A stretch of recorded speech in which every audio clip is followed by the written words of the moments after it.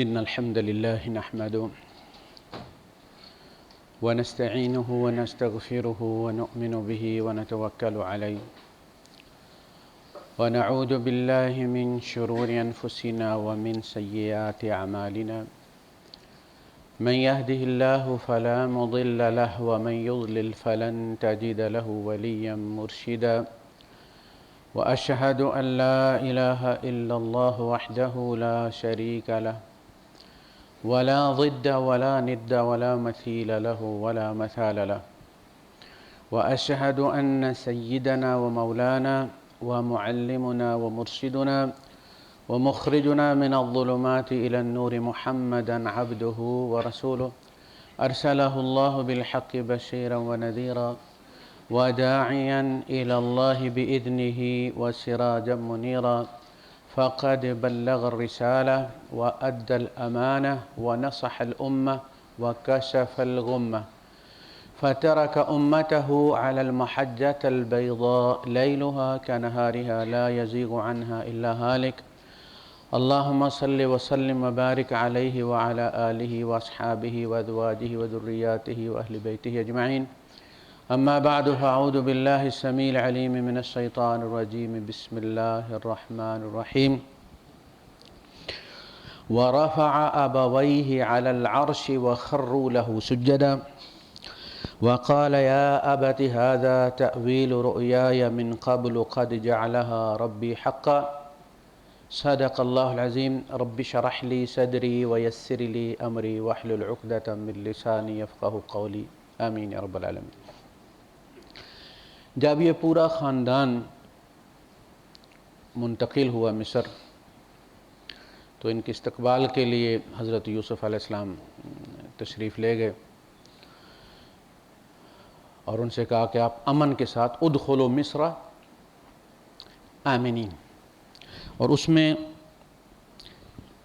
تعلیم یہ دی گئی کہ بادشاہ ہوتے ہوئے بھی، یعنی مصر کے مالک تھے لیکن آپ نے اس میں انشاء اللہ داخل کی، ادخلوا مصر انشاء اللہ آمنین، اگر اللہ نے چاہا تو آپ امن کے ساتھ، یعنی بے یقینی کا یہ عالم ہے۔ اس لیے میں نے کہا نا کہ بادشاہ بھی ہو تو توکل اللہ پر ہونا، اسباب کے پہاڑ ہوں آپ پر، لیکن آپ یہ ایکسیپشن ضرور رکھیں کہ اگر میرے رب نے نہ چاہا تو یہ اسباب کچھ نہیں کر سکیں گے۔ اگر یہ نہیں ہے تو پھر ایمان کی کمزوری ہے، اس لیے کہ یہ پورا پیکج ہے، یعنی جوڑے ہیں۔ اقیموا الصلاۃ وآتوا الزکاۃ، جیسے اللہ نے فرمایا وَقَضَىٰ رَبُّكَ أَلَّا تَعْبُدُوا إِلَّا إِيَّاهُ وَبِالْوَالِدَيْنِ إِحْسَانًا أَنِ اشْكُرْ لِي وَلِوَالِدَيْكَ۔ ہم جب قنوت پڑھتے ہیں تو ہم کہتے ہیں وَنُؤْمِنُ بِكَ وَنَتَوَكَّلُ عَلَيْكَ، ہم تجھ پر ایمان رکھتے ہیں، اور اس کا ثبوت کیا ہے؟ ایسا نہیں کہ ایمان رکھتے ہمارے سر پر سینگ نکلائیں گے، اس کا ثبوت یہ ہے کہ ہم تجھ پر توکل کرتے ہیں، اور ایمان پوری شان کے ساتھ، یعنی یہ ایمان نہیں ہے کہ فلاں امریکہ کا صدر ہے، اس کو ایمان نہیں کہتے۔ اللہ پر اگر ایمان رکھنا ہے تو اس کی پوری صفات کے ساتھ ایمان رکھنا ہے، وہ جو چاہے کر سکتا، فعال لما یرید یفعل ما یشاء، جو چاہتا کرتا، لا یسأل عما یفعل، وہ جو چاہے کرے، اس سے سوال نہیں کیا جا سکتا کہ کیوں کی اور دیر سے کیوں کی۔ حضرت زکریا علیہ السلام نے یہ نہیں کہا کہ دیر سے بڑھاپے میں اولاد دی، اتنا عرصہ ایڑیاں رگڑاتے رہے۔ ابراہیم علیہ السلام کو بڑھاپے میں جا کے ملا، کہا جاتا ہے ان کی عمر 110 سال تھی اور حضرت سارہ کی عمر جو تھی وہ 90 سال تھی۔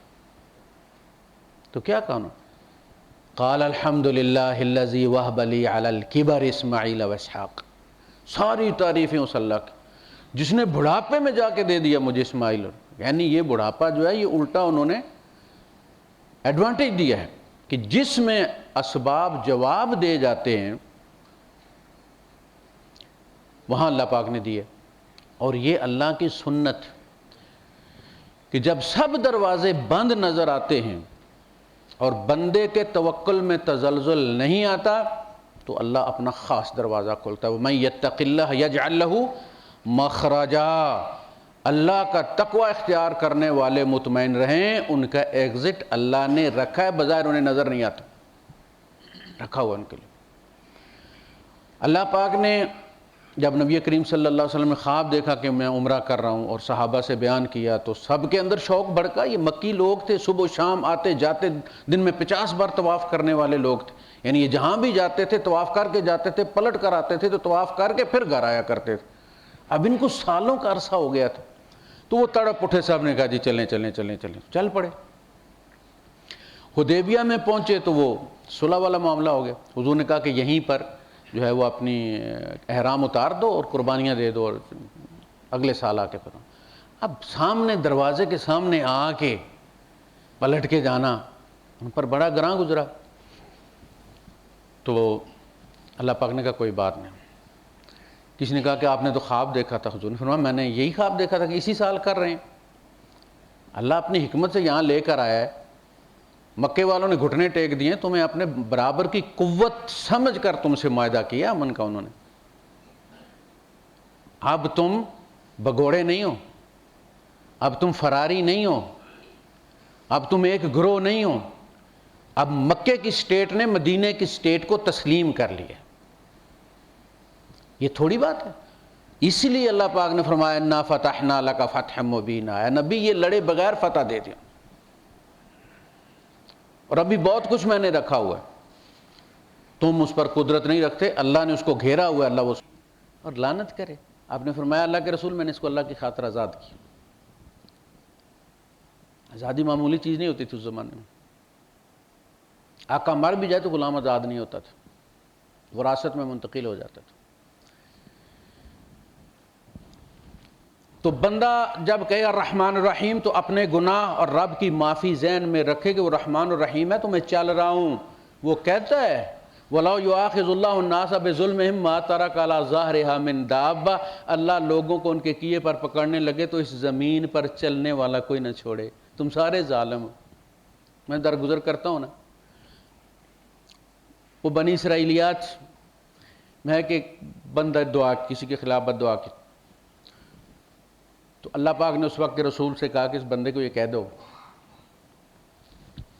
کہ اس نے فلاں بندے کے خلاف بد دعا کی ہے اور بڑی گڑ گڑا کر کی ہے کہ اس نے میرے ساتھ ظلم کیا ہے. ہم نے اس کی سن لی، اور اس نے بھی کسی بندے پر ظلم کیا ہوا ہے، اس نے بھی بڑے گوڈے ٹیک کے دعا مانگی ہوئی ہے، ہم نے اس کی بھی سنی ہوئی. اب اس سے پوچھو اگر یہ راضی ہے تو میں دونوں کا فیصلہ کر دیتا ہوں. میں اس کے مظلوم کی بھی سن لیتا ہوں اور اس کے ظالم کے بارے میں اس کی بھی سن لیتا ہوں. اور اگر یہ صبر کر دے، معاملہ آخرت تک چھوڑ دے، تو میں دونوں کو اپنی عفو کی چادر میں لپیٹ لوں گا. پوچھو اس سے اب کیا کرنا ہے. اس لیے ہم کہتے ہیں جی اللہ ہمارے میرے فلاں نے زیادتی کی، اللہ نے اس کو پکڑا نہیں. ہو بھائی صاحب تم نے بھی تو کسی پر کی ہوئی ہے، تم کو بھی اللہ نے نہیں پکڑا. وہ قیامت پر ٹال رہا ہے بات کو. رب قد آتیتنی من الملک، اللہ تو نے مجھے بادشاہی دے دی. بکریاں چرانے والا ہے خاندان. وعلمتنی من تعویل الاحادیث، اور مجھے باتوں کا ڈھنگ سکھایا، خواب کی تعبیر بھی اور بادشاہی کرنا بھی. یہ بادشاہی ہم مولویوں کا کام نہیں کرنا. ہم تو نائب بھی نہیں بن سکتے بھائی صاحب. میں بیٹھا ہوا تھا باہر سامنے حجام کے پاس، تو ایک بندہ آیا، اس نے داڑھی بنانے کے لیے، داڑھی اس کی اتنی تھی بھی نہیں، مطلب وہ ذرا منہ سیدھا کروانے آیا تھا. تو وہ شیشہ پکڑ کے اس کو بتایا ادھر سے تھوڑی زیادہ ہو گئی، ادھر سے کم ہو گئی، ادھر سے اندر کر دیا تم نے، ادھر سے باہر، ادھر سے فلاں ڈھینگے. آدھا گھنٹہ جب وہ کافی چلے اس کے بعد وہ چلا گیا تو میں نے اس سے کہا یار یہ تیرا ہی جگرا ہے. میں اگر ہوتا تو اپنے پاس سے اور 25 اس کو دے کے کہتا یہ لے میرے بھائی اور جا یار کسی اور سے کروا لے. تو کہنے لگا اسی لیے اللہ نے آپ کو مولوی بنایا، نائی نہیں بنایا. ہر بندے کو جو اللہ نے فیلڈ دیا اس کا جگرا بھی دیا اس کو. ہم دن میں ایسے کتنے ہی آتے رہتے ہیں، ہم پر کوئی اثر نہیں ہوتا. وہ جدھر کہتے ہیں ہم لکیر مار دیتے ہیں، جب تسلی ہو جاتی ہے منہ سیدھا ہو گیا تو چلے جاتے ہیں. اس سے کیا ہوگا؟ تو ہر بندے کا اپنا اپنا جگرا. آپ دیکھیں تندور والا روٹی پکاتا ہے 39 درجے سینٹی گریڈ پہ، اور عید والے دن جب لائن لگی ہوتی ہے خوش ہوتا ہے، غصہ نہیں اسے آتا. یہ اس کا جگرا ہے. وآخر دعوانا الحمدللہ رب العالمین. سمیٹ کر لائے. اور وہاں سے جب پلٹ کر آئے ہیں صلح حدیبیہ کے بعد تو بالکل باڈی لینگویج تبدیل ہو گئی. آتے ہی وارننگ دی ہے یہود و نصارہ کو، اور اس کے بعد ان کے قبیلوں کو پکڑنا شروع کر دیا، چونکہ انہوں نے غزوہ خندق میں غداری کی تھی۔ تو مکے والوں سے امن کا معاہدہ ہونے کے بعد اور کوئی قوت ایسی نہیں تھی جزیرے میں جو مسلمانوں کا سامنا کرے، تو اب ان غداروں کی طرف توجہ دی پھر۔ تو اس میں اللہ پاک نے فرمایا لَقَدْ صَدَقَ اللَّهُ رَسُولَهُ الرُّؤْيَا بِالْحَقِّ، اللہ نے اپنے رسول کو سچی خواب دکھائی تھی۔ لَتَدْخُلُنَّ الْمَسْجِدَ الْحَرَامَ انشاءاللہ، اللہ کہہ رہا ہے انشاءاللہ۔ کیوں؟ تعلیم دینے کے لیے۔ کبھی اپنی تلواروں پر توکل نہ کرنا کہ ان کے ذریعے تم کر سکتے ہو۔ غزوہ حنین میں گئے، 12,000 بندے تھے، 10,000 مدینے سے گئے تھے، 2,000 وہاں مکے سے ساتھ مل گئے تھے، اسلحہ بھی ڈھیر سارا تھا۔ تو کسی کے دل میں یہ خیال گزرا کہ جب ہم 313 تھے اور 2 گھوڑے تھے ہمارے پاس، چند نیزے و تلواریں تھیں، اس وقت ہمیں مکے جیسے جنگجو لوگ شکست نہیں دے سکے، تو آج تو فتح ہماری ہی ہے۔ اللہ نے کہا صبر کر۔ اصل میں جو نبی کریم صلی اللہ علیہ وسلم کے ارد گرد لوگ تھے، اللہ پاک نے انہیں ادھر سے ادھر نہیں ہونے دیا، اس لیے کہ وہ پیمانہ تھے اس امت کا، سنت ان میں جاری ہوئی ہے۔ ہم ان کے نقش قدم کی دعا کرتے ہیں اللہ پاک سے، صراط الذین انعمت علیہم اولئک الذین انعم اللہ علیہم، یہ تھے وہ لوگ جن پر انعام ہوا۔ تو ان سے ذرا سی بھی غلطی ہوئی، اب دیکھیں غزوہ احد میں ایک کمانڈر نے ذرا سی غلطی کی، کمانڈر نے کہ اس کے جو ساتھ تھے بندے کوئی، انہوں نے کہا کہ جی ہم سے تو رسول اللہ صلی اللہ علیہ وسلم نے یہ وعدہ لیا تھا کہ اگر جو ہے شکست ہو جائے اور تم یہ دیکھو کہ پرندے یا درندے ہماری لاشوں کو نوچ رہے ہیں، تب بھی تم نے یہ درہ نہیں چھوڑنا، you have to stay here, جب تک کہ میں تمہیں نہ کہوں۔ اب انہوں نے تعویل کر لی کہ حضور نے تو کہا تھا شکست کی صورت میں، حالانکہ اللہ کے رسول صلی اللہ علیہ وسلم نے ورسٹ پوزیشن دکھائی تھی۔ جب ورسٹ میں چھوڑنے کا تمہیں اختیار نہیں دیا تھا تو بیسٹ میں تو تمہیں چھوڑنے کا کوئی حق نہیں تھا۔ انہوں نے یہ کیا، تعویل یہ کی کہ حضور نے تو کہا تھا کہ اگر شکست ہو جائے اور وہ ہمیں درندے ہماری لاشوں کو نوچیں تب بھی تم نے نہیں چھوڑنا، اب تو فتح ہو گئی ہے، لہٰذا ہمیں اب مال غنیمت سمیٹنا چاہیے۔ ذرا خالی چھوڑ دیا انہوں نے۔ خالد بن ولید ادھر تھے، جینیٹیکل جرنیل، انہوں نے دیکھا موقع ہے بدلہ لینے کا، وہ گھوم کے آئے اسی درے سے اور آ کے پیچھے سے پڑ گئے مسلمانوں۔ تو اللہ نے سبق دیا، جب ڈی بریف کیا نا سورہ آل عمران میں غزوہ احد کو کہ یہ کیا ہوا اور کیوں ہوا، تو پھر اللہ پاک نے فرمایا کہ اللہ نے جو تم سے وعدہ کیا تھا وہ سچا تھا، اور تم انہیں گاجر مولی کی طرح کاٹ رہے تھے۔ حتی اذا فشلتم وتنازعتم فی الامر وعصیتم من بعد ما اراکم ما تحبون، پھر تم ڈھیلے پڑ گئے، تم نے اپنے سردار کے ساتھ تنازع کھڑا کر دیا، اس کے ساتھ تم نے اختلاف کیا، اس کے بعد کہ اللہ وہ تمہیں دکھا چکا تھا یعنی فتح، اور تمہاری نظر اس پر پڑ گئی جو تمہیں بڑا محبوب ہے یعنی مال غنیمت۔ منکم من یرید الدنیا ومنکم من یرید الآخرہ، تم میں کچھ ایسے جنہیں دنیا درکار تھی اور کچھ ایسے تھے جنہیں آخرت درکار تھی۔ لہذا سبق دیا کہ رسول کی موجودگی میں تعویل نہیں چلتی، تعویل اس وقت ہوتی ہے جب رسول نہیں ہوتے، پھر اجتہاد ہوتے ہیں۔ رسول کی زندگی میں اطاعت اور اتباع ہوتا ہے۔ خیر، اسی طرح یہاں بھی انشاءاللہ سبق کے لیے کہا گیا ہے، تعلیم دی گئی ہے۔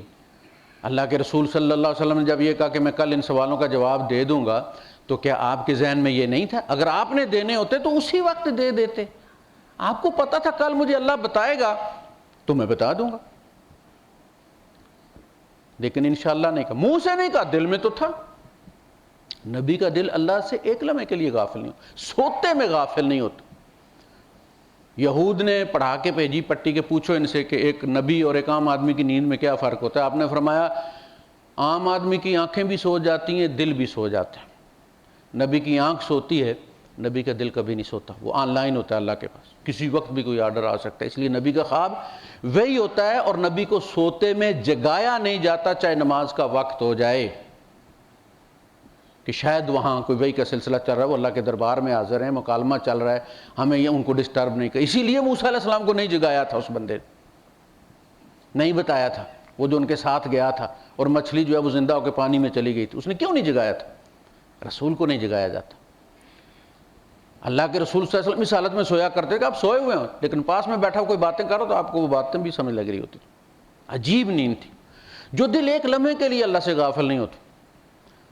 کیسے ممکن ہے کہ اس میں انشاء اللہ نہ ہو، لیکن چونکہ اللہ نے سبق دینا تھا کہ منہ سے کہنا تھا آپ کو، تاکہ کافروں کو یہ پتہ چلے کہ یہ اپنے آپ سے باتیں نہیں کرتے، میں قسم کھا کے کہہ چکا ہوں وَمَا يَنْتِقُ عَنِ الْهَوَىٰ، یہ اپنے آپ بات نہیں کرتے، اِنْ هُوَ إِلَّا وَحْيٌ يُوحَىٰ، وہی ہوتی ہے تو بات کرتے ہیں، انہیں بتائیں۔ روک لی وہی اللہ نے۔ اب وہ روز آنا شروع ہو گئے، وہ جی کل کتنا لمبا ہوتا ہے آپ کا، اتنے دن ہو گئے آپ کا کل نہیں آئے، پھر وہی آئی، اور اللہ پاک نے کیا فرمایا؟ وَلَا تَقُولَنَّ لِشَيْءٍ إِنِّي فَاعِلٌ ذَلِكَ غَدًا إِلَّا أَن يَشَاءَ اللَّهُ، کسی چیز کے بارے میں آئندہ ایسا مت کہنا کہ میں کل کروں گا، مگر اس کے ساتھ انشاءاللہ کہنا۔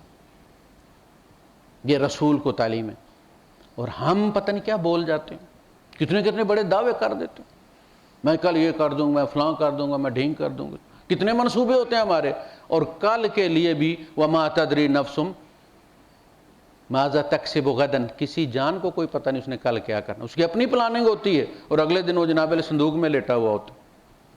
ہماری ساری پلاننگ جو ہے وہ اللہ کا دستخط ہوتے ہیں، اس کا کنسنٹ ہوتا ہے تو پوری ہوتی، ادروائز وہ پانی پہ بنائی ہوئی تصویر ہی ہوتی۔ تو فرمایا لَا تَدْخُلُنَّ الْمَسْجِدَ الْحَرَامَ إِن شَاءَ اللَّهُ آمِنِينَ مُحَلِّقِينَ رُؤُوسَكُمْ وَمُقَصِّرِينَ لَا تَخَافُونَ، تمہیں کسی، اب تو ڈر ہے نا، بائی دا وے تم چلے بھی جاؤ تو تمہیں یہ ہوگا کہ طواف کے دوران حملہ نہ ہو جائے ہمارے پر، میں تمہیں بے خوف کر کے طواف کرواؤں گا، اور وہ ہوا۔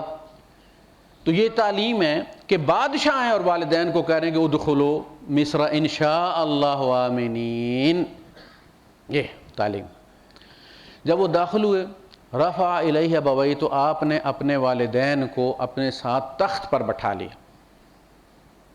والدین کو تخت پر بٹھا لیا، اور بھائی جو ہے وہ خروا لہ سجدا۔ یہ بڑا کنٹروورشل ایک معاملہ ہے، لوگ کہتے ہیں کہ جی تعظیم کی نیت سے سجدہ کیا جائے تو جائز ہے، کیونکہ یوسف علیہ السلام کو سجدہ کیا ان کے بھائیوں نے، والدین نے نہیں کیا، والدین تو ان کے ساتھ عرش پر تھے نا، اللہ نے پہلے یہ کلیئر کیا وَرَفَعَ أَبَوَيْهِ عَلَى الْعَرْشِ، بیٹا کچھ بھی بن جائے باپ کبھی سر نہیں جھکائے گا اس کے سامنے، وہ اس باپ کا ایک کیڑا ہے بس،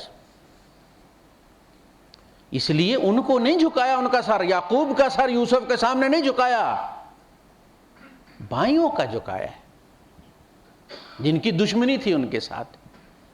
وَرَفَعَ أَبَوَيْهِ، دونوں ماں باپ کو، عَلَى الْعَرْشِ، عرش پر آپ نے بلند کر لیا، یعنی ان کو وہی عزت عطا کی جو اللہ نے ان کو عطا کی تھی، اپنے ساتھ بٹھا۔ تو یہ جو کہا جاتی سجدہ تعظیمی، گزارش یہ ہے کہ یہ جو ہم اللہ کو کرتے ہیں نا، یہ بھی سجدہ تعظیمی ہے، اللہ کی تعظیم میں ہی ہم سر زمین پر رکھتے ہیں، اس کو اللہ عبادت گنتا ہے۔ جو بھی اللہ سے منسوب چیزیں ہیں ان کی جب ہم عزت کرتے ہیں تو اصلاً ہم اللہ کی عزت کرتے ہیں۔ اللہ پاک نے ذالک ومن، یعنی تعظیم کا لفظ استعمال کیا، اللہ ذالک ومن یعظم شعائر اللہ فانہا من تقوی القلوب، جو بھی اللہ کے شعائر کی تعظیم کرتا ہے تو یہ اس کے دل کے تقوی کی نشانی ہے کہ اس کے دل میں اللہ کا مقام ہے۔ کو اب شاعر اللہ کیا قربانی ہے، اس پوری زمین پر تعظیم کے لیے جانور چلا کر لے جا کر ذبح کرنا صرف اللہ کا حق ہے۔ جہاں محمد رسول اللہ لے کر گئے ہیں 100 اونٹ،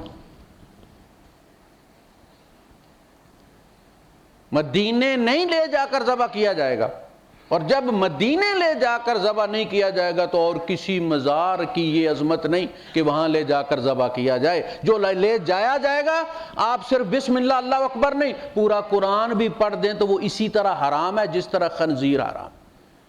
ایک ہی آیت میں حرام کیا گیا ہے، حرمت علیکم المیتۃ والدم ولحم الخنزیر وما اہل بہ لغیر اللہ،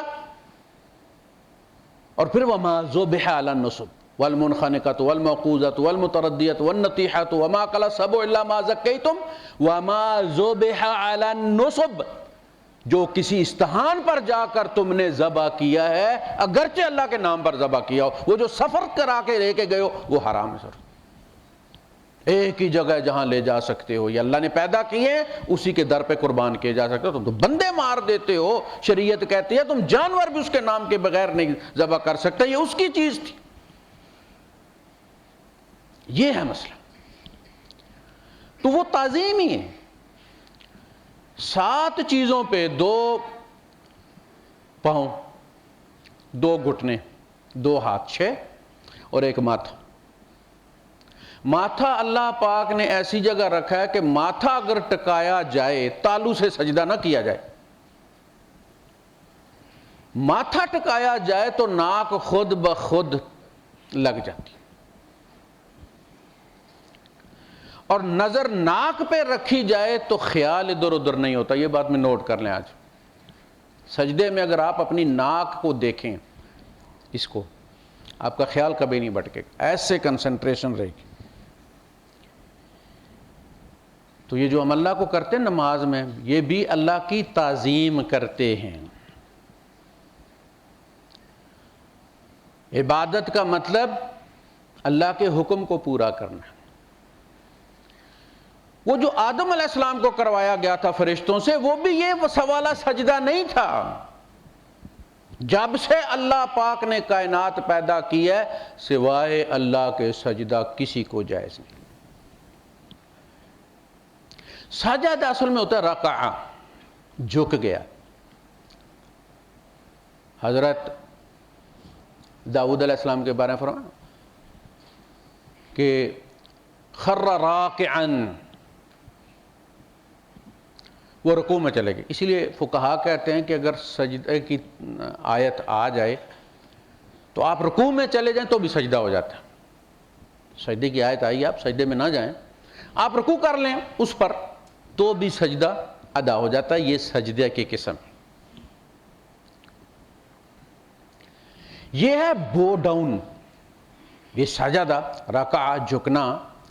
یہ ہے بو ڈاؤن، جیسے کسی کی تعظیم کے لیے اس طرح جھکتے ہیں، جیسے وہ جوڈو والے ایک دوسرے کو ایسے کرتے ہیں. یہ ہے تعظیمی سجدہ جس کو آپ کہتے ہیں. یہ آپ والد سے بھی جھک کر مل سکتے ہیں، کسی عالم سے بھی جھک کر مل سکتے ہیں، اپنے کسی استاد سے بھی جھک کر مل سکتے ہیں. یہ بو ڈاؤن ہے. یہی فرشتوں سے کروایا گیا تھا آدم علیہ السلام کے.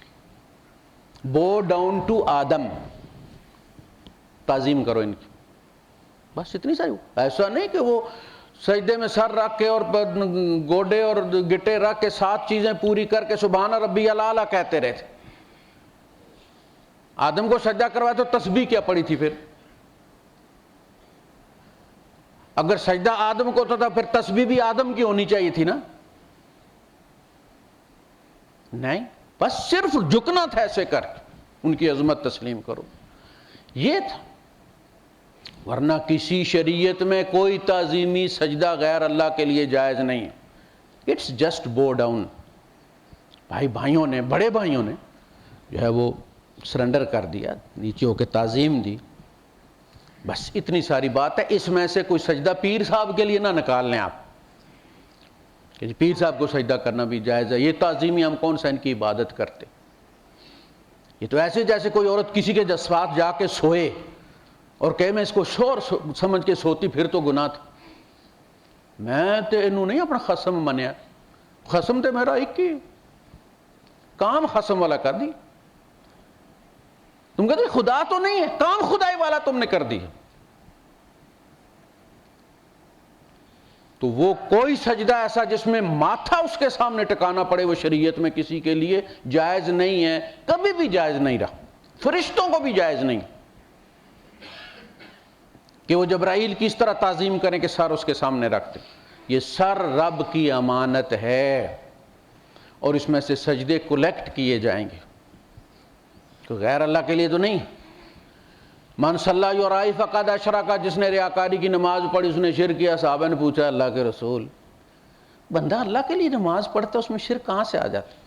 آپ نے فرمایا تم میں سے صلی احدکم، تم میں سے کوئی بندہ نماز پڑھ رہا ہے، پھر وہ دیکھتا ہے کہ اس کو واقف کار دیکھ رہا ہے، کوئی جاننے والا ہے، فَيُحْسِنُ صَلَاتَهُ، وہ اپنی نماز کو سمارٹ کر لیتا ہے، پہلے ڈھیلا ڈالا ایک دم بالکل الرٹ ہو جاتا ہے، یار اس بندے کو تو پتہ میں قاری صاحب ہوں، لہذا مجھے قاری صاحب والی نماز پڑھنی چاہیے، تھوڑی سی لمبی کر دینی چاہیے۔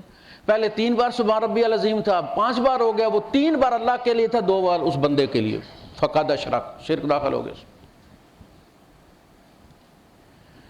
یہ تو انہوں نے کہا ادخلوا مصر انشاءاللہ، کوئی بھی کام کرے، جب اللہ نے اپنے نبی سے کہا وَلَا تَقُولَنَّ لِشَيْءٍ إِنِّي فَاعِلٌ ذَلِكَ غَدًا إِلَّا إِنْ شَاءَ اللَّهُ، کوئی بھی کسی بات چیز کے بارے میں مت یہ کہنا کہ میں کل کروں گا، مگر اس کے ساتھ انشاءاللہ کہنا، ایکسیپشن رکھنی ہے، تاکہ دنیا کو کلیئر ہو کہ یہاں جو بھی کل ہوگا وہ اوپر والے کی مرضی سے ہوگا، کسی کی مرضی نہیں چلتی۔ اس لیے کہتے ہیں انشاءاللہ کہہ کے طلاق دی جائے تو طلاق بھی نہیں ہوتی، پوائنٹ، غصہ نکالنا ہو ساتھ انشاءاللہ کہہ دیں انشاءاللہ تمہیں طلاق، تو طلاق نہیں ہوتی۔ بیوی تیری، اللہ کیوں طلاق دے گا اس کو؟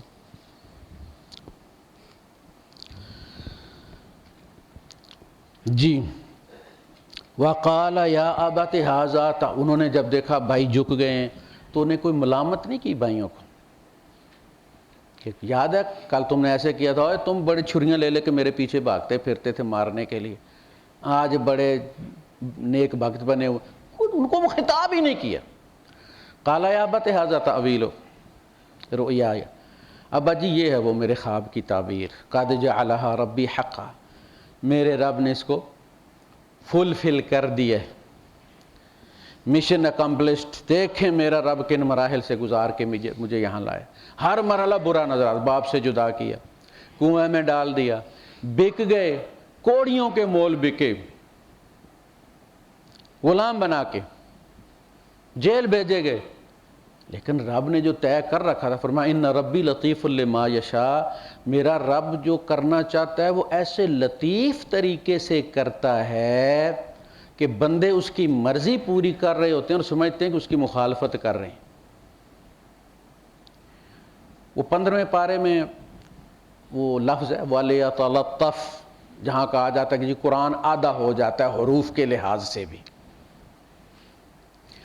تو وہ اصحاب کہف پیسے دیتے ہیں، پرانے زمانے کے سکے، اپنے اس دوست کو یا اپنے جو ساتھی تھا، اور اس کو کہتے ہیں کہ تو بازار جا، وَلِيَتَلَطَّفْ وَلَا يُشْعِرَنَّ بِكُمْ أَحَدًا، اور لطف سے کام لے، وَلِيَتَلَطَّفْ نرمی سے، لطف نرمی سے کام لے، یعنی ایسے کر کے سلپ ہوتا چلا جائے، کسی کو محسوس نہ ہونے دے کہ یہ کوئی کون بندہ ہے۔ اسی طرح اللہ بھی محسوس نہیں ہونے دیتا وہ کیا کرنے جا رہا ہے۔ وَلِيَتَلَطَّفْ، لطف سے کام لے، وَلَا يُشْعِرَنَّ بِكُمْ أَحَدًا، تمہارے بارے میں کسی کو خبر نہ لگنے دے۔ یار جب بندہ چل رہا ہو ایک ہی مارتا ہے، دوسرے کو بھی جب کو نہیں مارتا ہے، کندھا مارتا ہے، جیسے عمرے پہ دیکھتے ہیں نا طواف کے دوران وہ بڑے بڑے حبشی جو آتے ہیں طاقتور، وہ ایک ادھر مارتے بندہ ادھر جاتا ہے، ادھر جاتا ہے، تو پتہ چلتا کوئی آیا ہے۔ کہا ایسے نہ جائے، وَلِيَتَلَطَّفْ، نیواں نیواں ہو کے جائے۔ میرا رب لطیف لما یشاء، جو کرنا چاہتا ہے پتہ بھی نہیں لگنے دیتا کہ رزلٹ کیا ہوگا۔ جنہوں نے خریدا تو انہیں پتہ تھوڑا تھا اپنا بادشاہ خرید رہے ہیں، جیل والوں کو تھوڑی پتہ تھا یہ کیا ہونے جا رہا ہے۔ وَقَدْ أَحْسَنَ بِي، اور میرے رب نے میرے ساتھ بڑا اچھا سلوک کیا۔ کہ دیکھیں آپ، رب نے کیا کیا، باپ سے جدا کیا، بھائیوں کے ہاتھوں کنویں میں ڈلوا دیا، غلام بنوا دیا، بک گئے، وہاں عورت پیچھے لگا دی، بے قصور تھے مگر 10 سال جیل کاٹی، کوئی گنوایا ہے؟ ہاں تو ذرا سی کوئی تکلیف پہنچتی ہے تو ہم اتنا بڑا گلے کا پہاڑ لے کر کھڑے ہو جاؤ، میرے ساتھ رب نے یہ بھی کہا، یہ نمازوں بھی پڑھی دیا نے، ذکر ذکار بھی کری دا، اللہ توبہ بھی کری دا، پھر بھی پتہ نہیں مصیبت سے رکھ کر نہیں نکل دی۔ گلے کوئی تکلیف نہیں گنوائی. قد احسن بی، اس نے میرے ساتھ بہت اچھا سلوک کیا. باپ بیٹا بات کر رہے ہیں. اذ اخرجنی من السجن، جیل میں جانے کا ذکر ہی نہیں ہے، جب اس نے مجھے جیل سے نکالا.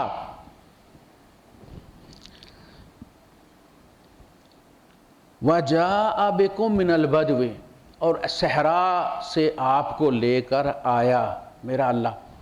یہ بدو جو ہوتا ہے، بادیہ کہتے ہیں جس کو ہمارے یہاں بنجر زمین کہتے ہیں، غیر زرعی، جس پہ کوئی تن کا بھی سبز نہ ہو.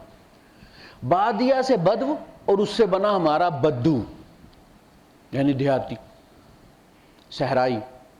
وَجَاءَ بِكُم مِّنَ الْبَدْوِ مِن بَعْدِ أَن نَزَغَ الشَّيْطَانُ بَيْنَ اِخْوَتِي، بَيْنِي وَبَيْنَ اِخْوَتِي. دیکھیں اس کے بعد کہ شیطان نے میرے اور میرے بھائیوں کے درمیان عداوت ڈال دی تھی. اللہ نے نہیں، اللہ نے نہیں.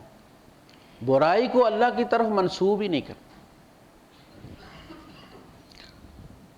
ان ربی لطیف لما یشاء انہ هو العلیم الحکیم. وہ دائمی العلیم جو ہے، ایک ہوتا ہے عالم. عالم میں یہ ہوتا ہے کہ کبھی وہ نہیں تھا عالم، پھر اس نے 2-4 جوتے کھائے فلاں ماسٹر کے، میتھ والے کے بھی کھائے، فزکس والے کے بھی کھائے، جوتے کھا کھا کے وہ پڑھ گیا تو وہ عالم ہو گیا. لیکن ایک وقفہ ایسا تھا کہ اس میں وہ عالم نہیں تھا. اور یہ بھی ممکن ہے کہ جب وہ بوڑھا ہو جائے تو اسے اپنا نام بھی یاد نہ رہے. لِكَيْ لَا يَعْلَمَ بَعْدَ عِلْمٍ شَيْئًا، تاکہ علم کے بعد اسے کوئی علم نہ ہو. جہالت سے شروع آیا تھا، علم آیا، پھر وہ وقت آیا کہ اس کا اپنا نام بھی یاد نہیں رہتا. تو زمانہ تو عالم ہو یا علامہ ہو، اس کے علم میں دوام نہیں ہے. کبھی نہیں تھا، پھر ہوا، پھر نہیں ہوگا. اللہ کے علم میں وہ العلیم ہے. کبھی تجربات سے اللہ نہیں سیکھتا. اللہ تجربات سے نہیں، ولا يحد ولا يغير الحوادث، حادثے اس پر اثر انداز نہیں ہوتے. ہم آج جو کچھ ہیں، جب ہم نہیں تھے تب بھی اللہ کو پتا تھا کہ اس مارچ کی اس تاریخ کو یہ لوگ اس مسجد میں بیٹھے ہوں گے. جس طرح ہم دیکھ رہے ہیں، اللہ کے لیے ہم اس وقت بھی اسی طرح حاضر تھے. اللہ کے لیے ہم کبھی بھی غائب نہیں تھے. اور مر جانے کے بعد بھی ہم اللہ کے لیے غائب نہیں ہوں گے.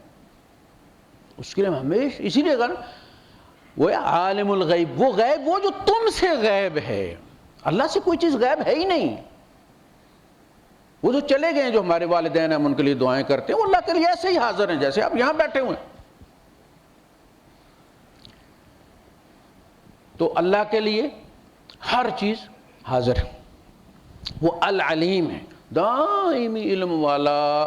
کبھی بھی اس کے علم میں کوئی کمی نہیں تھی. ہمارے علم میں کمی ہوتی ہے، پھر ایک حادثہ ہوتا ہے تو ہمیں پتہ چلتا ہے کہ بھئی یہ ایسے ہو جائے تو دھماکہ ہو جاتا ہے، ایسے ہو تو آگ لگ جاتی ہے، فلاں فلاں فلاں فلاں چیزیں. اللہ کے علم میں سیکھنا کوئی نہیں ہے، اس لیے کہ اس کے علم میں کمی کوئی نہیں. ہم جو کام بھی کرتے ہیں، وہ جو باتیں ابھی میں نے نہیں کی، مجھے نہیں پتا میں نے کیا کرنی ہے آگے، اللہ کو وہ بھی پتا ہے کہ میں نے کیا کرنی ہے.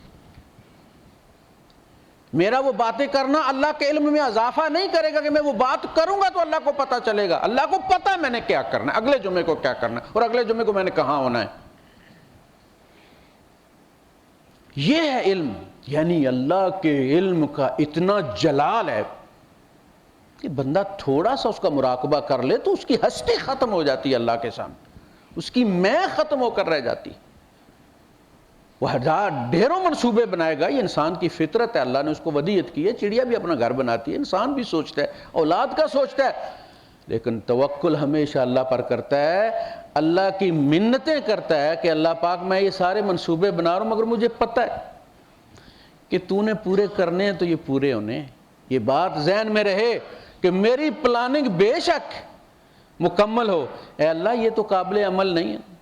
ایک بندے نے کسی سے ادھار لینا ہو اور اس کے پھر میں پلاٹ لوں گا، پھر میں یہ کروں گا، اور میں یہ کروں گا، اور فلاں کروں گا، ڈی کروں گا. ابھی اس نے پیسے دینے ہیں تو اس نے یہ سارا کام کرنا ہے. وہ ساری پلاننگ اس کو بتا دے اور اس کے بعد وہ بندہ کہے کہ سوری یار میں نہیں کر سکتا، میرے اپنے کچھ مشکل آ گئی ہے، ویری ساری. تو اس کی پلاننگ کہاں گئی ہے؟ یہ جو ہم اللہ کو پلاننگ بتاتے ہیں کہ میں یہ کروں گا، یہ کروں گا، یہ کروں گا، تو ذہن میں یہ ہونا چاہیے کہ اللہ پاک تو کرے گا تو ہوگا نا، پلاننگ کی معانیت نہیں کی گئی، لیکن کہا کہ اسے اللہ کے سامنے پیش کرو، پھر رو کے منواؤ، اللہ پاک اس کو پورا کرا دے، میں نے یہ کیا، تو رحم فرما، نہیں بھی میرے مقدر میں تو کتاب تیرے پاس ہے، مقدر بدلنے کے لیے تجھے کون سی ووٹنگ کروانی ہے، اللہ پاک بدل دے۔ فرمایا نا یمحو اللہ ما یشاء ویثبت وعنده ام الکتاب، ساری کتاب، ہم میں میری بھی کتاب ہے، آپ کی بھی کتاب ہے، آپ کی بھی، ہر بندے کی ایک کتاب ہے نا، جو قیامت کے دن کہا جائے گا اقرا کتابک۔ فرمایا ان ساری کتابوں کی ماں اس کے پاس ہے، وعنده ام الکتاب یمحو اللہ ما یشاء ویثبت، جو اللہ چاہتا ہے وہ مٹا دیتا ہے، جس کو چاہتا ہے باقی رکھتا ہے، اس کے پاس۔ مومن کبھی مایوس نہیں ہوتا کہ پتہ نہیں جی تقدیر میں لکھا یا نہیں لکھا، اور نہیں لکھا تو لکھوانا، سر رکھ اس کے سامنے۔ کہتا نہیں قال ربکم ادعونی، تمہارا رب کہتا مجھے کال کرو، مجھ سے مانگو، مجھ سے دعا کرو۔ جب ہم کہتے ہیں نا دعا، تو یہ لفظ اتنا استعمال ہو چکا ہے کہ اب یہ ڈیڈ ہو گیا ہے، ہمارے اندر تھرل پیدا نہیں کر، اس لیے میں لفظ کال استعمال کیا ہے۔ قال ربکم ادعونی، دعوت کیا ہوتا ہے؟ کال ہوتی۔ آپ کہتے ہیں مجھ سے بات کرو نا، عندہ ام الکتاب، اس کے پاس ہے، تبدیل کرواؤ۔ العلیم الحکیم، اللہ کی ہر صفت اپنی ذات میں کامل ہے، وہ علم ہے، اس کو حکمت کے ساتھ استعمال کرتا ہے، وہ عزیز ہے، زبردست ہے، لیکن اس کی زبردستی کسی پر ظلم نہیں کرتی، ساتھ لکھا العزیز الحکیم، العزیز العلیم، اس کی وہ زبردستی بھی حکمت کے تحت چلتی ہے، اندھا دھند نہیں چلتی ہو۔ دوسرا ایسا نہیں ہوتا کہ اللہ کی کوئی صفت کسی وقت معطل ہو جائے، اپنے اللہ کو سمجھ لیجئے ذرا۔ بعض دفعہ ایسا ہوتا ہے کہ ہم جب ایک کیفیت میں ہوتے ہیں تو ہماری دوسری صفت جو ہے وہ معطل ہو جاتی ہے، بیک وقت ہم ایک کو ہی ایکٹیو کر سکتے ہیں۔ ہمیں جب غصہ آیا ہوا ہوتا ہے تو وہ پیار والی جو ہے وہ ڈی ایکٹیویٹ ہوتی ہے، غصے والی ایکٹیویٹ ہوتی ہے۔ بچے کو آپ مار رہے ہیں تو اس کی ماں بھی آئے گی تو مار ہی کھائے گی اس وقت، آپ کا والد والدہ آئیں گے تو آپ ان کے ساتھ بھی بدتمیزی کر جائیں گے اس وقت، اس لیے کہ دوسری ساری سسپینڈ ہے۔ اللہ پاک کی صفت اس طرح کافی اوکوپائیڈ نہیں ہوتی کہ وہ ایک کے ساتھ غصے میں لگا ہوا ہے اور آپ کے ساتھ نہیں، اس کی کہیں رحمت ہو رہی ہوتی ہے، کہیں اس کا عذاب نازل ہو رہا ہے، کہیں لے رہا ہوتا ہے، کہیں دے رہا ہوتا ہے، کہیں زندگی ختم کر رہا ہے، کہیں زندگی پیدا کر رہا ہے۔ اس کی ہر صفت اپنی ذات میں مکمل ہوتی ہے اور ہر وقت وہ فعال ہوتی ہے، کبھی بھی سسپینڈ نہیں ہوتی۔ وہ ہمارے یہاں لطیفہ بنایا کہ کوئی بندہ اللہ پاک سے کوئی 200-400 یا 2-4 ہزار مانگ رہا تھا، چودھری صاحب کا کوئی بڑا کام تھا اللہ پاک سے، اللہ پاک نے اس بندے نے یہ دیکھا کہ بھئی یہ بندہ تو بہت ہی زیادہ گڑگڑا مانگ بھی کیا رہا ہے، 3,000-4,000 روپیہ مانگ رہا ہے، تو اس کو کنسنٹریشن نہیں ہو رہی تھی، وہ یا اللہ مر گیا میں، یا اللہ، اس نے نکالا جیب سے 4,000 روپیہ، پکڑو یار تو نکل مسیح تو اللہ کو خالی کر، میں نے اپنا کام کروانا ہے، تو نے ادھر شور مچایا ہوا ہے۔ ایسی بات نہیں ہے کہ اللہ پاک اوکوپائیڈ ہو جاتا ہے، وہ ہر بندے کے ساتھ اس کا اپنا رابطہ ہے، اور کبھی بھی بندے کو رب سے رابطہ مشغول نہیں ملے گا۔ آپ نے کال کیا، کسی کو پتہ چلا جی لائن بیزی ہے، اللہ کی لائن آپ کے لیے کبھی بیزی نہیں، آپ کے حصے کا ٹیلی فون نمبر کھلا ہوا۔ اب یہ باپ سے بات کرتے کرتے اتنا پیار بڑھا ہے کہ رب کے سامنے چلے گئے، اب جو بات ہو رہی ہے اب وہ رب کے سامنے کھڑے ہو کے بات ہو رہی ہے ایک جست میں۔ اب دیکھیں ہم جب پڑھتے ہیں الحمدللہ رب العالمین، غیب کا صیغہ، الرحمن الرحیم، مالک یوم الدین، وہ بدلے کے دن کا مالک، وہ رحمان الرحیم ہے، لیکن جھٹ رب کے سامنے جا پہنچے کہ نہیں، ایاک نعبد و ایاک نستعین، تیری ہی، خطاب بدلی ہوا کہ نہیں ہوا؟ اس کا مطلب ہے کہ جب بندہ یہاں تک پہنچے تو اس کی پرواز مکمل ہو جانی چاہیے۔ وہ کہنا الحمدللہ رب العالمین، تو اللہ کے سارے احسانات، اس کی ساری عظمتیں اجاگر ہو جانی چاہیے اس کے اندر، سمندر ٹھاٹھے مارے اللہ کی عظمت کا۔ الرحمن الرحیم، اپنے گناہ اور رب کا کرم جو چلنے دے رہا ہے۔ اللہ نے کہا نا اپنے غلاموں کے ساتھ کیا کرتے ہو، ذرا سی غلطی ہوتی ہے پھر ان کے ساتھ تم کیا کرتے۔ ایک بندے نے اپنے غلام کو درہ مارا، اللہ کے رسول صلی اللہ علیہ وسلم نے فرمایا اللہ کو تجھ پر اس سے زیادہ قدرت حاصل ہے جو تجھے اس غلام پر ہے۔ کہا اللہ کے رسول میں نے اس کو اللہ کی خاطر آزاد کیا۔ ابو بکر صدیق رضی اللہ تعالیٰ نے غلام کو گالی دی، حضور پیچھے آ رہے تھے، لعنت کی اس نے، تو آپ نے فرمایا صدیق و لعان، ہو صدیق اور لعنت کرے۔ آپ نے فرمایا اللہ کے رسول میں نے اس کو اللہ کی خاطر آزاد کیا۔ آزادی معمولی چیز نہیں ہوتی تھی اس زمانے میں، آقا مر بھی جائے تو غلام آزاد نہیں ہوتا تھا، وراثت میں منتقل ہو جاتا تھا۔ تو بندہ جب کہے گا رحمان الرحیم تو اپنے گناہ اور رب کی معافی ذہن میں رکھے کہ وہ رحمان الرحیم ہے، تو میں چل رہا ہوں۔ وہ کہتا ہے وَلَوْ يُؤَاخِذُ اللَّهُ النَّاسَ بِظُلْمِهِمْ مَا تَرَكَ عَلَىٰ ظَهْرِهَا مِن دَابَّةٍ، اللہ لوگوں کو ان کے کیے پر پکڑنے لگے تو اس زمین پر چلنے والا کوئی نہ چھوڑے، تم سارے ظالم ہو۔ میں درگزر کرتا ہوں نا، وہ بنی اسرائیلیات میں ہے کہ بندہ دعا کسی کے خلاف بد دعا کی، تو اللہ پاک نے اس وقت کے رسول سے کہا کہ اس بندے کو یہ کہہ دو کہ اس نے فلاں بندے کے خلاف بد دعا کی ہے اور بڑی گڑ گڑا کر کی ہے کہ اس نے میرے ساتھ ظلم کیا ہے، ہم نے اس کی سن لی، اور اس نے بھی کسی بندے پر ظلم کیا ہوا ہے، اس نے بھی بڑے گوڈے ٹیک کے دعا مانگی ہوئی ہے، ہم نے اس کی بھی سنی ہوئی۔ اب اس سے پوچھو اگر یہ راضی ہے تو میں دونوں کا فیصلہ کر دیتا ہوں، میں اس کے مظلوم کی بھی سن لیتا ہوں اور اس کے ظالم کے بارے میں اس کی بھی سن لیتا ہوں، اور اگر یہ صبر کر دے معاملہ آخرت تک چھوڑ دے تو میں دونوں کو اپنی عفو کی چادر میں لپیٹ لوں گا۔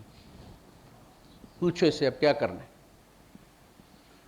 اس لیے ہم کہتے ہیں جی اللہ ہمارے میرے فلاں نے زیادتی کی اللہ نے اس کو پکڑا نہیں، ہو بھائی صاحب تم نے بھی تو کسی پر کی ہوئی ہے، تم کو بھی اللہ نے نہیں پکڑا، وہ قیامت پر ٹال رہا ہے بات کو۔ رب قد آتیتنی من الملک، اللہ تو نے مجھے بادشاہی دے دی۔ بکریاں چرانے والا ایک خاندان، وعلمتنی من تعویل الاحادیث، اور مجھے باتوں کا ڈھنگ سکھایا، خواب کی تعبیر بھی اور بادشاہی کرنا بھی۔ یہ بادشاہی ہم مولویوں کا کام نہیں کرنا، ہم تو نائی بھی نہیں بن سکتے بھائی صاحب۔ میں بیٹھا ہوا تھا باہر سامنے حجام کے پاس، تو ایک بندہ آیا، اس نے داڑھی بنانے کے لیے، داڑھی اس کی اتنی تھی بھی نہیں، مطلب وہ ذرا منہ سیدھا کروانے آیا تھا، تو وہ شیشہ پکڑ کے اس کو بتایا ادھر سے تھوڑی زیادہ ہو گئی، ادھر سے کم ہو گئی، ادھر سے اندر کر دیا تم نے، ادھر سے باہر، ادھر سے فلاں ڈھینگے۔ آدھا گھنٹہ جب وہ کافی چلے اس کے بعد وہ چلا گیا، تو میں نے اس سے کہا یار یہ تیرا ہی جگرا ہے، میں اگر ہوتا تو اپنے پاس سے اور 25 اس کو دے کے کہتا یہ لے میرے بھائی اور جا یار کسی اور سے کروا لے۔ تو کہنے لگا اسی لیے اللہ نے آپ کو مولوی بنایا، نائی نہیں بنایا۔ ہر بندے کو جو اللہ نے فیلڈ دیا اس کا جگرا بھی دیا اس کو۔ ہم دن میں ایسے کتنے ہی آتے رہتے ہیں، ہم پر کوئی اثر نہیں ہوتا، وہ جدھر کہتے ہیں ہم لکیر مار دیتے ہیں، جب انہیں تسلی ہو جاتی ہے منہ سیدھا ہو گیا تو چلے جاتے ہیں، اس سے کیا ہوگا۔ تو ہر بندے کا اپنا اپنا جگرا ہے۔ آپ دیکھیں تندور والا روٹی پکاتا ہے 39 درجے سینٹی گریڈ پہ، اور عید والے دن جب لائن لگی ہوتی ہے خوش ہوتا ہے، غصہ نہیں اسے آتا، یہ اس کا جگرا ہے۔ وآخر دعوانا الحمدللہ رب العالمین۔